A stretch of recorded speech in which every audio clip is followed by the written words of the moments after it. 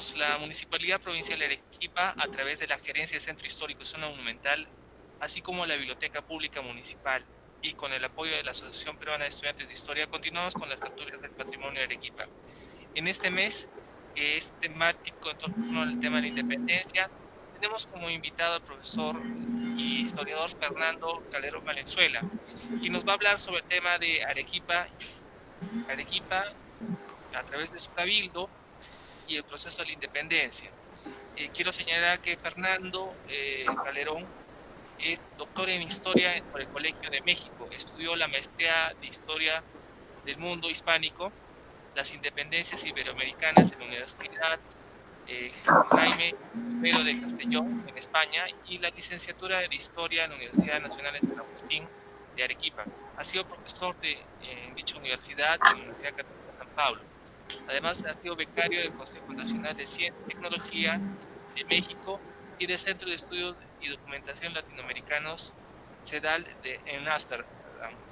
Sus temas de investigación giran alrededor de la historia social y política del sur peruano durante el siglo XVIII al XIX. Es coeditor del primer volumen de Arequipa a través del tiempo en el año 2008 y autor de artículos publicados en revistas nacionales e internacionales. Actualmente se encuentra elaborando una investigación comparativa entre la economía doméstica colonial del Perú y Nueva España. Doctor Rommel, lo dejo en la conducción de esta entrevista. Muchas gracias por participar de esta, profesor Fernando. Adelante. Bien, muchas gracias, Gonzalo Gómez, por el pase.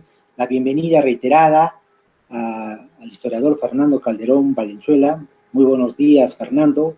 Gracias por participar en las tertulias sobre el patrimonio de Arequipa. Hola, buenos días, Mario, Gonzalo. Muchas gracias por esta oportunidad para conversar con los interesados en estos temas históricos y sobre todo para reflexionar sobre la independencia. Genial. Efectivamente, el día de hoy, en este programa que se está dedicando durante este mes por el Bicentenario de la Independencia, el tema es la independencia y el Cabildo de Arequipa, ¿no? Para saber cuál fue el rol que cumplió el Cabildo de Arequipa en este proceso previo a la independencia, que formalmente, digamos, se cuenta a partir de julio de 1821 para el caso de Lima y para el caso de Arequipa a partir de su proclamación o de su jura de independencia en febrero de 1825. En primer lugar, me gustaría saber, Fernando, y seguramente también a todas las personas que nos siguen, acerca del Cabildo Colonial, cuáles eran las funciones y organización que tenía el Cabildo Colonial a fines del periodo virreinal. Bueno, debemos de recordar para esto que la sociedad colonial era una sociedad corporativa. Esto quiere decir de que el individuo importaba en la medida de que estaba adscrito a alguna institución, ¿no? La institución más importante dentro de la vida local, dentro de la ciudad de Arequipa, por ejemplo, era el Cabildo. Se llamaba, el nombre largo era Cabildo, Justicia y Regimiento de la ciudad de Arequipa, ¿no? Estaba compuesto por dos sectores, los alcaldes, ¿no? Dos alcaldes, el alcalde de primer voto y el alcalde de segundo voto, y los regidores. Los regidores eran cargos perpetuos porque eran comprados. Para ser regidor de Arequipa en época colonial tenías que comprar uno de los asientos, ¿no? El cargo de regidor. Mientras que para ser alcalde tenías que ser elegido. ¿Y quienes elegían eran los regidores? ¿No? Los regidores y el alcalde y los alcaldes del año anterior, ¿no? La función principal se divide entre la función de los alcaldes, que era una función administrativa y judicial, y esto es importante. Los alcaldes eran jueces de primera instancia en la ciudad de Arequipa, y he ahí su importancia en el proceso de la independencia, ¿no? Porque como jueces van a tener que, van a deliberar en muchas ocasiones sobre cuestiones complicadas, criminalidad, asaltos, ¿no? Cuestiones de conflicto entre familias, mientras que los regidores eran la parte más administrativa. Se encargaban de revisar las cuentas, se encargaban de ver el abasto de la ciudad, ¿no? Entonces tenían una relación con la población más cercana. Caminaban por las calles de Arequipa viendo las preocupaciones, los problemas que podrían surgir, y entonces intentaban resolverlos según los criterios de las ordenanzas, las cédulas, pero básicamente era, la función principal era esta, administrar la ciudad y mantenerla controlada, en orden. Claro, es justamente el modelo de ciudad hispánica, ¿no? La que también se trasunta en el periodo, en el periodo de conquista, y el cabildo, como tú bien has mencionado, es esa institución clave de la organización de la ciudad que tenía un alcalde mayor, un alcalde menor, o un alcalde de primera votación, un alcalde de segunda votación, pero entiendo que también en un principio, ¿no? El cabildo, para integrar el cabildo había que preferir a los conquistadores, y también a los hijos o descendientes de los conquistadores, ¿no es cierto? Para sobre todo ser elegidos como alcaldes, alcaldes mayores o alcaldes ordinarios, ¿no? Y eso luego va a ser, digamos, en cierta forma variado o modificado por la compra de los cargos. Pero inicialmente, según las leyes de Indias, establecían de que el cargo de alcalde debía recaer sobre un conquistador o los descendientes de los conquistadores. Y estas autoridades locales también, como tú lo has mencionado, tenían funciones judiciales, pero solamente en una primera instancia o para delitos menores, ¿no? Puesto que en el propio local del cabildo quedaba también la cárcel, ¿no? La cárcel funcionaba junto al cabildo y digamos que en la Plaza Mayor estaba pues también la picota, que era el símbolo de la justicia, ¿no? Que aplicaba justamente el alcalde. Estos alcaldes, fundamentalmente en la época de la colonia, que ya nos has explicado las funciones y su organización, pero participaron, se sabe de si participaron, por ejemplo, en el siglo XVIII, de los movimientos insurreccionales, insurgentes, que ya se comenzaron a producir, sobre todo en la segunda mitad del siglo XVIII. Tienes razón. Cuando doy la imagen de esta participación, tenemos que tener en cuenta un concepto, que es el concepto de vecino, ¿no? No todos los habitantes de una ciudad eran considerados vecinos. Vecinos es un término reductivo, es un término que solamente abarca a un grupo muy pequeño. Y para ser vecino no solamente hay que ser español, para empezar, sino también hay que ser padre de familia, ¿no? Cabeza de familia. Y el cabildo él era el que, paradójicamente, era el que se encargaba de reconocer quién era vecino y quién no. Entonces, es importante este concepto porque aún cuando el cabildo se encargaba de administrar a la ciudad, los que podían participar en el cabildo era un grupo muy reducido de arequipeños, ¿no? Imagínense, Frederick Weibel menciona que había unas 30 familias en Arequipa que conformaban la élite. Esto quiere decir que alrededor de unas 30 o 40 personas eran las que tenían posibilidades de participar en el cabildo. Y esto significa que en una población que aproximadamente estaba entre los 15.000 a 20.000 habitantes, el número de personas que podrían ingresar al cabildo era muy reducido, ¿no? En fin, pero respecto a lo que me preguntas, también es importante notar, a veces a Arequipa se le exige que demuestre su participación en las guerras como para que afirme su peruanidad. Pero probablemente en Arequipa no haya habido una guerra espectacular, ¿no? Como nos imaginamos la batalla de Junín o de Ayacucho, pero en el día a día, en la vida cotidiana, hay pequeñas batallas que los arequipeños han ido librando, tanto las autoridades de Arequipa como la población, enfrentándose al gobierno y a las autoridades, intentando erosionar eso que llamamos el sistema colonial. Te pongo un caso preciso para para ver lo del cabildo. Fíjense, en 1820 llega una orden del virrey La Serna, perdón, todavía está Pezuela, para disolver, para extinguir el convento de la Recoleta, ¿no? Para que ese convento, las propiedades y las rentas de este convento pasen a manos del gobierno español y puedan administrarlos ellos, ¿no? ¿Y qué hace el cabildo? El cabildo protesta y dice, no, vamos a defender el convento de la Recoleta. Y comienza un proceso pidiendo que no ocurra que no se cumpla esta orden, y al final logran torcerle la mano ya no a Pezuela, sino a la Serna, y la Serna permite que el convento exista, ¿no? Entonces, este pequeño enfrentamiento es parte de la vida cotidiana y es como se fue en Arequipa y en otros lugares de América Latina, se fue erosionando el sistema colonial. ¿Cómo lo hicieron? Con trámites administrativos pequeños, con litigios en los juzgados, con pedimentos, y entonces impidieron que una institución de prestigio local como era el convento de la Recoleta pasase a manos de una institución central, ¿no? Un gobierno central.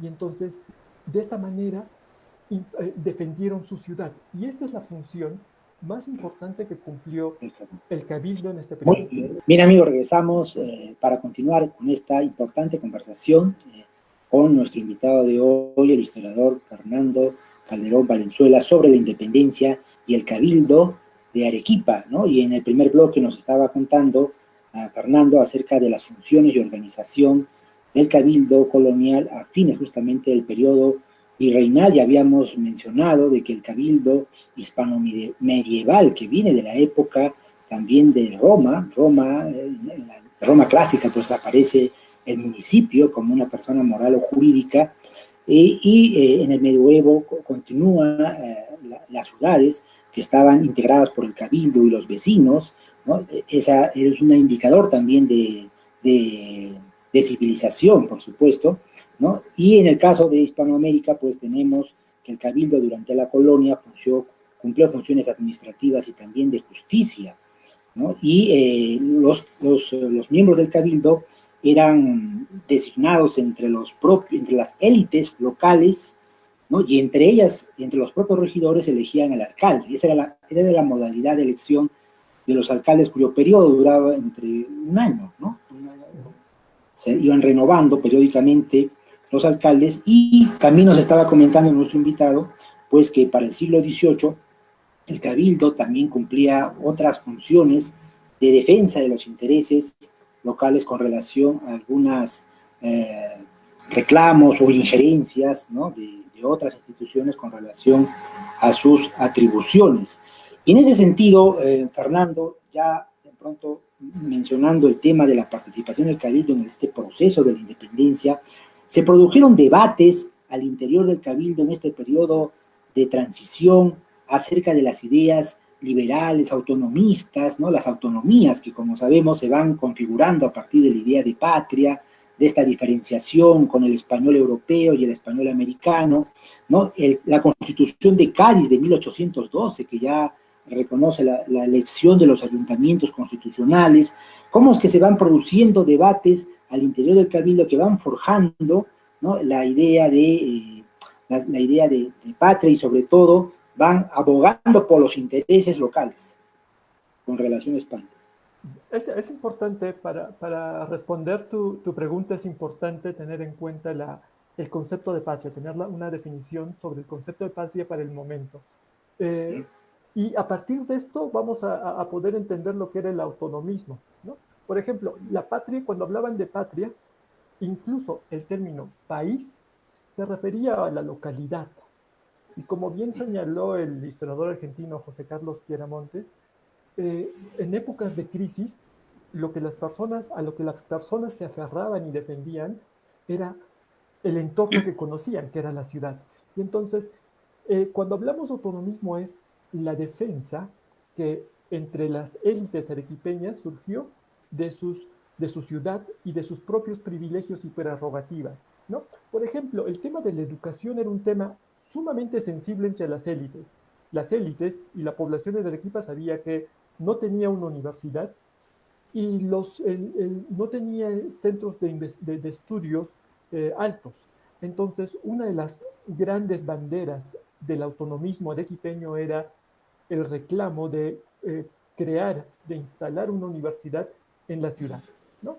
Otro de los reclamos era pertenecer, que la intendencia de Arequipa pase a la audiencia del Cusco. y deje de estar bajo la autoridad de la audiencia de Lima. Pero estos reclamos se van a derivar en dos vertientes. Por un lado, un sector de la élite va a decir, sí, vamos a conseguir la universidad y todo esto, pero si seguimos apoyando al rey, si seguimos bajo el antiguo sistema de prebendas y de mercedes. Y había otro sector que creía de que, más bien, ese sistema impedía que consiga Arequipa lo que quería, lo que los arequipeños querían. Y entonces deciden apostar por un nuevo camino. Ese camino era el de un sistema constitucional, ¿no? Es decir, donde se establezcan una serie de parámetros al gobierno monárquico que consideraban era despótico y arbitrario, y entonces colocarle ciertos límites en una constitución, y de esa manera esta reforma del sistema podría beneficiarlos para conseguir sus propios proyectos. Claro, la elección del primer ayuntamiento constitucional se hizo en el marco de la Constitución de Cádiz de 1812, ¿no?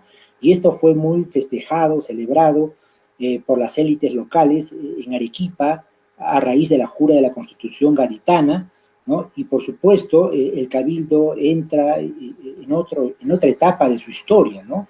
En el cual se vuelve también protagonista de los movimientos insurreccionales acontecidos a comienzos del siglo XIX. Y en ese sentido, tú nos puedes graficar, porque tú tienes un trabajo, ¿no? Que publicaste acerca justamente de la participación de un regidor, si no me equivoco, en la época, previo a la independencia, de apellido Susunaga, ¿no? Pedro Susunaga, si no me equivoco, donde tenía una participación acerca de una postura con relación a las ideas hegemónicas y a las ideas que estaban en debate en aquel momento sobre la monarquía y sobre el monarquismo y las autonomías, ¿no? Y también el pensamiento liberal, representado por ese periodo de transición del primer liberalismo constitucional entre 1810 y 1814. Sí, justo Pedro Susunaga representa ese camino ilustrado, a mi juicio, representa el camino ilustrado que estaba tomando un sector de la élite arequipeña, y que en el momento que hacia 1808 se va a bifurcar, ¿no? En un sector monárquico y en un sector liberal. Los continuadores de Pedro Susunaga, los herederos de Pedro Susunaga, son personajes como Nicolás Araníbar, ¿no? Mariano José de Arce, está Gómez Sánchez, Evaristo Gómez Sánchez, Andrés Eguiluz, por ejemplo, pero este sector se formó dentro de ideas más liberales. Esto no niega que existan otros sectores, como el presbítero Cosillo, por ejemplo, que fue por el otro rumbo, por un rumbo más monárquico. Pero en ambos casos, los planteamientos, las ideas de defender la ciudad seguían igual. Eran los métodos los que cambiaban.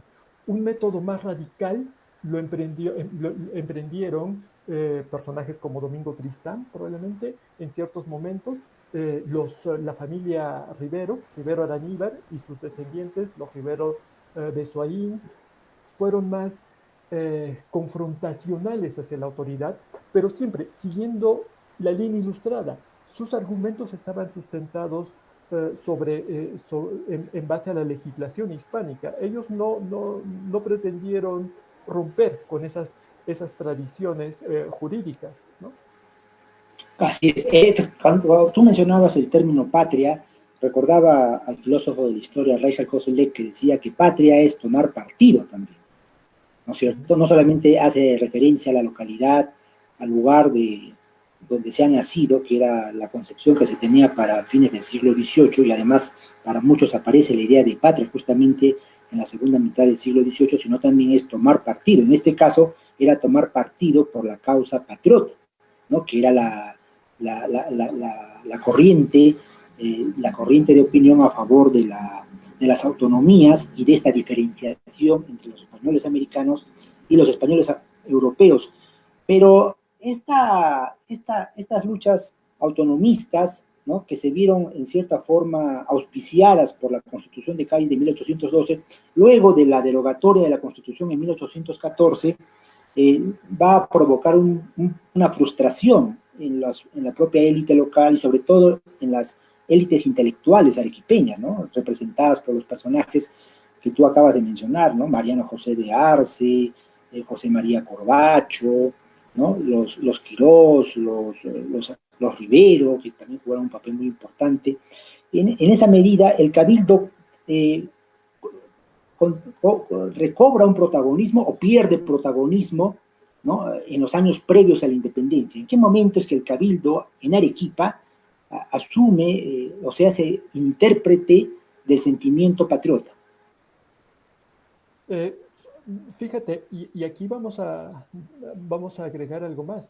El término patriota fue utilizado, se permitió utilizar para referirse a los rebeldes. En Arequipa lo encuentro desde 1820. Antes, ¿cuál es el término que las autoridades preferían usar? Insurgente. Cuando hablan de los rebeldes porteños, hablan de los insurgentes. Pero a partir de 1820 ya no los etiquetan como rebeldes, sino les hablan del ejército patriota. Ya en el sentido que tú mismo señalas, en el sentido de que ya es un ejército de un partido, ¿no? Y es de cierta manera reconocido. Y esto es importante, porque después de lo que ocurrió, la invasión cusqueña de Arequipa en 1814, lo que va a ocurrir es una fuerte represión en la ciudad. Entre 1815 hasta 1820, Arequipa va a estar sometida a una represión, principalmente en las partes altas, fuera de la provincia, ya hacia la zona de Condesuyos, ¿no?, Chuquibamba, Carabelí también. Va a ser una zona fuertemente reprimida, donde van a tener que ir ejércitos de pacificación, enviados por el que fue intendente interino de Arequipa, por Pío Tristán, ¿no? Pero en este periodo, del 15 al 20, el cabildo va a ser sometido a una presión solamente como va a servir como mecanismo para recaudar dinero. Esa va a ser la principal función que van a tener.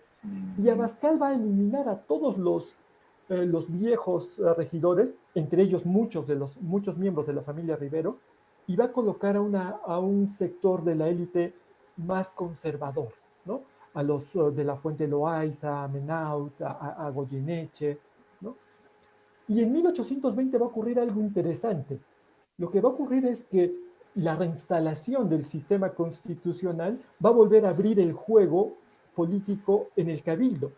Pero paradójicamente, este cabildo va a ser más astuto, no va a ser tan radical como el que vivió en el periodo del 13 al 14. El cabildo de 1820 y 21 y 22 hasta el 23 es un cabildo más astuto, es un cabildo que ha aprendido de la guerra, que ha aprendido de 14 años, 10 años, más de 10 años de guerra, y entonces se va a autodenominar patrono de la educación, de las ciencias y la educación en Arequipa. Y entonces, por ese lado, con un personaje que para mí se me hace sumamente brillante, que es Evaristo Gómez Sánchez, va a comenzar a erosionar por otro lado el sistema colonial. Efectivamente, has mencionado a Evaristo Gómez Sánchez, y él mismo, siendo síndico del Ayuntamiento Constitucional de Arequipa en diciembre de 1821, propuso la creación de la Academia Lauretana de Ciencias y Artes de Arequipa. Amigos, continuamos con nuestra tertulia sobre el patrimonio de Arequipa, conversando sobre la independencia y el cabildo de Arequipa a propósito del mes de aniversario patrio y también del bicentenario de la independencia. Nos acompaña el historiador y doctor en historia Fernando Calderón Valenzuela, a quien nuevamente agradecemos por su presencia. Nos está ilustrando bastante sobre este tema, y él nos comentaba en el anterior bloque de que el cabildo pues cumplió varias funciones, y sobre todo en las coyunturas políticas de la época de la insurgencia, en la rebelión de Túpac Amaru II en 1780, por ejemplo, el cabildo contribuyó, ¿no es cierto?, con dinero, recursos, para poder justamente aplacar esa rebelión del Cusco, de ahí que Arequipa, ya el año 1805, recibe el título de Fidelísima como una compensación a los servicios que había prestado, ¿no?, a la corona española, y lo propio también como consecuencia de la ocupación napoleónica de España, ¿no? Los cabildos, los territorios de España en ultramar colaboran económicamente, ¿no?, al fidelismo monárquico, como diría Armando Nieto Vélez, ¿no? Los cabildos también contribuyen con dinero, y es un periodo de crisis económica, por supuesto. Se requiere habilitar recursos para poder sostener al ejército español que está haciendo a la resistencia española frente a la invasión napoleónica. Y en el periodo del liberalismo constitucional entre 1810 y 1814 vemos que el cabildo juega un papel igualmente importante, ¿no? Allí, por ejemplo, tenemos el cabildo abierto, ¿no? O sea, cuando se hace la convocatoria a todas las corporaciones de la ciudad para que participen de esta instalación de la Junta de Gobierno que preside José María Corbacho, y tome postura con relación a lo que viene ocurriendo en España respecto de si ratificaban su fidelidad a España, ¿no?, en ese vacío de poder producido en la metrópoli española, o de lo contrario, voces como la de Arce, pues, que levanta la voz y pide de una vez declarar la independencia del Perú. Ese escenario político de ese periodo 1814 es un escenario único, o se vuelve a repetir en otro momento, o ya no. Es sin duda único y es singular. Eh, Debemos recordar que en momentos de crisis, como dijo Raúl Porras Barrenechea, lo que va a despertar en la población, en las instituciones y en todos los habitantes va a ser ese instinto de supervivencia, ¿no? Hay que sobrevivir para poder contar la historia. Y entonces, el cabildo abierto, el mecanismo del cabildo abierto es un mecanismo de sobrevivencia, pongámoslo así. ¿A qué me refiero? Eh, eh, las autoridades tenían incertidumbre administrativa, ¿no? Como lo denominó John Fisher. Esto quiere decir de que tenían temor a cómo actuar y tenían que justificar su actuación. Y en 1814 los arequipeños sentían ese temor. Cuando se convocó al Cabildo Abierto, cuando Mateo Pumacao y Vicente Angulo convocan a Cabildo Abierto, los arequipeños tienen temor de reafirmar algunas ideas o de ir más allá, como dijo Arce, proclamar la independencia. Y en ese contexto Arce fue muy audaz, atrevido, y le costó caro. Eh, la gran mayoría de arequipeños en ese instinto de supervivencia probablemente decidió moderar su discurso. Si uno ve el cabildo, las autoridades que eligieron en ese cabildo abierto eh, eh, no eran arequipeños, ¿no? Las autoridades eran ajenas a Arequipa. El único que logra participar, mejor dicho, el único que es eh, presionado para participar, y según Porras fue Arce quien lo propuso, fue José María Corbacho. Y Corbacho siguió un larguísimo proceso solamente porque su nombre apareció en ese cabildo abierto, ¿no? Entonces, en adelante lo que quieren, la moderación arequipeña se puede explicar en parte como este instinto de sobrevivencia. Y como les decía en un principio, lo que tenemos que entender es las pequeñas batallas que cotidianamente realizaron. Corbacho no es que se desdijo más adelante cuando acepta la independencia, no, simplemente parte de sus temores era de qué independencia es la que vamos a conseguir en este momento. Y ese es otro tema que debe de ser explorado. Las oportunidades para declarar la independencia son varias, como ya lo estudió Bazar en el azar. Y en el caso de Arequipa nos merecemos una investigación que hable sobre los potenciales momentos para que Arequipa se independice. Uno de esos fue 1811. En 1811 hubo un complot que ha sido estudiado por Helvar Suyo, y entonces uno se da cuenta de que en 1811 fue una oportunidad brillante para que Arequipa y su élite declare la independencia, pero de nuevo los temores, las indecisiones perjudicaron ese momento, y al final aceptaron que enterados de que Goyeneche José Manuel Goyeneche ha vencido en Huaki, deciden aplacar cualquier movimiento. El intendente de Arequipa en ese momento, en 1811, estaba saliendo, sabía que si Goyeneche perdía esa batalla, Arequipa iba a ser independiente, porque había un movimiento en Arequipa, un sector de la élite que iba a apoyar esa independencia, o por lo menos que iba a apoyar adscribirse a las ideas de los porteños. Otro momento brillante es en 1814, pero una vez más, la indecisión de la élite termina socavando, termina perjudicando ese momento ideal para en ese caso sí, una independencia completa de la ciudad y probablemente de la intendencia, ¿no?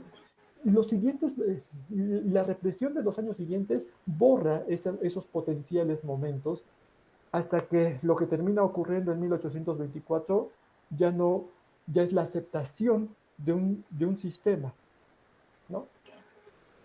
Así es, efectivamente existían conexiones, ¿no?, entre los insurgentes de la élite de algunos miembros de la élite arequipeña con Tacna en 1811 y 1813 y también, por supuesto, con los porteños, ¿no es cierto?, que con las fuerzas de Manuel Belgrano intentaban pues tomar el Alto Perú, la provincia de Charcas, que sería una vía a través de la cual llegara el ejército libertador del sur hacia el virreinato peruano, ¿no? Pero como esa vía fue bloqueada después, sobre todo de la batalla, de la victoria del general Goyeneche en la batalla de Huaki, ¿no?, tuvieron que optar por el cruce de los Andes, ¿no?, la expedición libertadora del sur.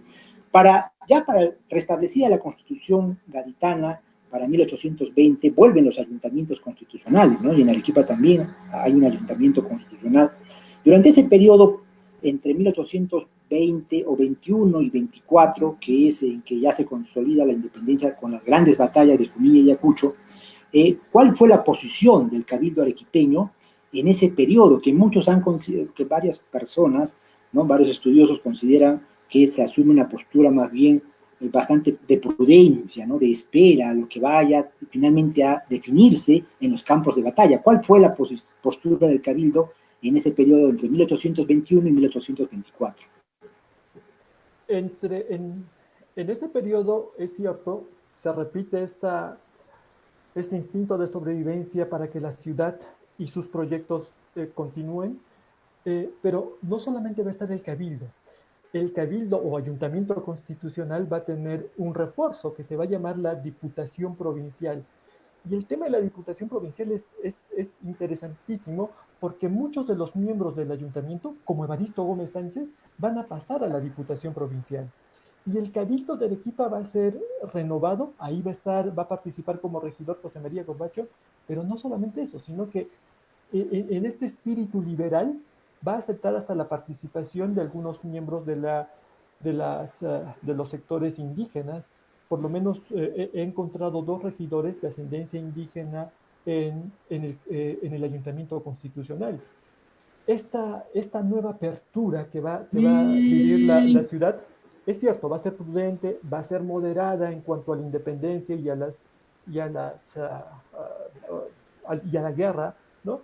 Pero también lo va a hacer desde el otro ámbito, va a ser moderado frente al espíritu fidelista. Ya no va a ser tan abiertamente fidelista, porque existe una maquinaria militar que está aplastando la economía de la ciudad, por un lado, la economía baja, la economía de los productores agrícolas, y por otro lado ha reforzado a los comerciantes, normalmente extranjeros, eh, peninsulares, como bien estudiado Víctor Condori, o extranjeros británicos. Entonces, la población arequipeña más bien está siendo exfilmada, está siendo explotada con constantes erogaciones, préstamos, donativos, en fin. Y esto va a ser más la independencia llega a Arequipa a una sociedad harta y cansada de las expoliaciones que ha vivido. Muy bien, muchas gracias, Fernando, por esta presentación, por haber compartido con nosotros tu experiencia en estos temas. A ustedes, amigos, también igualmente por seguirnos, agradecer como siempre a la Asociación Peruana de Estudiantes de Historia y anunciar que para la próxima semana tendremos como invitado al historiador Mario Zapata, con quien vamos a conversar sobre la posición ambigua ante la independencia de Arequipa. Es el próximo tema. Muchas gracias, Fernando Calderón, por acompañarnos. No, gracias a ustedes por darme esta oportunidad nuevamente. Felicidades por el trabajo que tú, Mario, y Gonzalo están realizando en Arequipa. Estoy seguro que es muy provechoso para todos nosotros. Igualmente. Muchas gracias. Y con ustedes, amigos, nos vemos la próxima semana.